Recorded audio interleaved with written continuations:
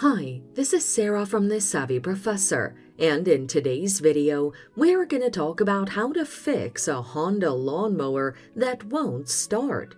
Watch the video until the end to learn how to do this and more. The following are the reasons why your Honda lawnmower won't start. Number 1, a blocked air filter. Number 2, a faulty spark plug. Or number 3, your choke isn't on. Here's how to fix these issues. Check if the air filter is blocked. Locate the air filter housing and remove the housing cover. Inspect the filter for dirt, debris, or oil. If it is dirty, gently tap it to remove loose particles. For severe blockages, replace it with a new filter. Put the housing cover back on and ensure a snug fit. Test the lawnmower. Replace a faulty spark plug. Locate the spark plug and inspect the plug. Look for signs of wear or corrosion.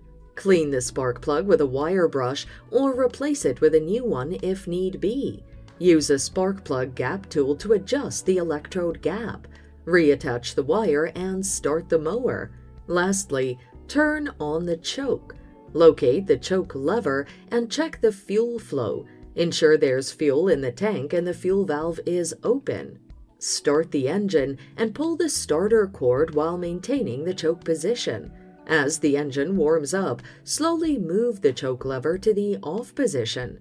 And there you have it. Follow these steps to fix your Honda lawnmower that won't start. Thanks for watching. Till next time.